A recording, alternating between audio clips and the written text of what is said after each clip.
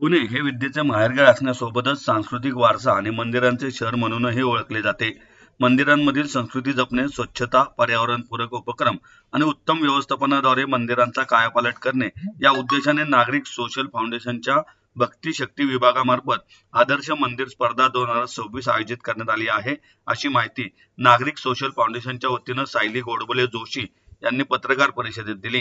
यावेळी सोशल नागरिक फाउंडेशनचे संचालक अमय सप्रे, CS सुर्वेश मेहेंदळे, चंद्रशेखर शिरुडे, पूजा भंडारे, सुधीर जोशी आदी उपस्थित होते.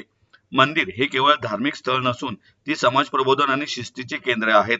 जुन्या आणि दुर्लक्षित मंदिरांना पुन्हा प्रकाशझोतात आणणे, मंदिरांविषयी समाजात आस्था निर्माण करणे आणि ही मंदिरे आपल्या सांस्कृतिक वैभवाचा पाया आहेत हे अधोरेखित करणे हा या स्पर्धेचा मुख्य उद्देश आहे.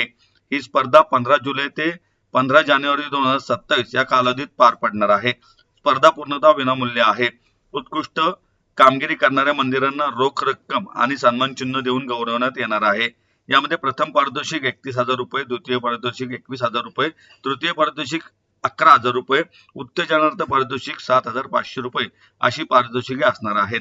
नागरिक सोशल फाउंडेशन भक्तिशक्ती विभागाद्वारे आयोजित आदर्श मंदिर स्पर्धा 2026 या स्पर्धेच्या निमित्ताने आपण सर्वप्रथम तर सर्व मंदिरांच्या व्यवस्थापनाकडे जाऊन पोहोचण्याचा हा एक छोटासा प्रयत्न आहे. स्पर्धेचा कालावधी आहे 15 जुलै 2026 ते 15 जानेवारी 2027. 6 महिन्याच्या या संपूर्ण कालखंडामध्ये जवळपास 64 निकषांमधून आपण या आदर्श मंदिर स्पर्धेचा अंतिम निकाल जाहीर करू. दर 15 एकदा म्हणजे महिन्यातून 2दा अशा परीक्षणाच्या राऊंड या स्पर्धेच्या दरम्यान होतील. आपले स्वयंसेवक आणि काही बाहेरनं या विषयातले तज्ज्ञ जे परीक्षक आपण घेणार आहोत हे 15 दिवसांनी एकदा विश्वस्तांना सांगून म्हणजे त्यांची पूर्वनियोजित वेळ घेऊन मंदिरांचं परीक्षण करतील, तर 15 दिवसांनी एकदा न सांगता मंदिरांचं परीक्षण करतील. मंदिराची ही जी स्पर्धा आहे ही प्रामुख्याने मंदिर या स्ट्रक्चरची स्पर्धा नसून उत्सव काळात किंवा इतरही वेळेला व्यवस्थापन कसं चालतं प्रामुख्याने ह्या विषयाची स्पर्धा आहे.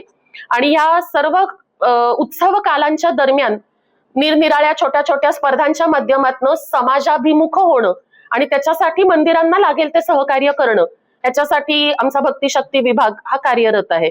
स्पर्धा संपूर्णपणे निशुल्क आहे आणि आपण एकूण 6 बक्षिसांचं आयोजन याच्यामध्ये केलेलं आहे. प्रथम बक्षीस हे रुपये 31,000 रोख, द्वितीय बक्षीस हे 21,000 रोख, तृतीय बक्षीस 11,000 रोख आणि 3 उत्तेजनार्थ बक्षीस प्रत्येकी 7,500 रोख असं या एकंदरीत स्पर्धेचं स्वरूप आहे. आपण पात्रता निकष असे काहीही मुद्दे ठेवलेले नाहीत. मंदिर प्राचीन आहे, आधुनिक काळातलं आहे, विश्वस्तांची इच्छा हा एकमेव निकष आपण या स्पर्धेसाठी ठेवलेला आहे. फक्त गुगल फॉर्म भरून त्यांनी आपल्याकडे रजिस्ट्रेशन करणं अपेक्षित आहे. गुगल फॉर्मचे सुद्धा आपल्याला काहीही चार्जेस भरायचे नाहीत. त्यांना एंट्री जरूर असेल, पण ह्या मोठ्या मंदिरांना किंवा आपण असं म्हणू की जी प्रचलित मंदिरं आहेत यांचा आपण बक्षिसांसाठी विचार मात्र करणार नाही. तिथे मात्र प्राधान्य हे छोट्या मंदिरांनाच आधी दिलं जाईल. या स्पर्धेचा मुख्य उद्देशच असा आहे की भक्तीची शक्ती आणि शक्तीतली भक्ती ह्याच्यातून समाज पुन्हा एकदा मंदिरांच्याकडे वळावा. जो पुण्यनगरीचा भाग सांस्कृतिक राजधानी म्हणून ओळखला जातो त्या संस्कृतीचं केंद्रबिंदू म्हणजे आपली मंदिर आहेत. तर ही मंदिरच इथल्या समाज व्यवस्थेचा पुन्हा एकदा आधारस्तंभ बनावीत आणि त्या दृष्टीने टेम्पल इकॉनॉमी ही आमची भविष्यातली योजना आहे.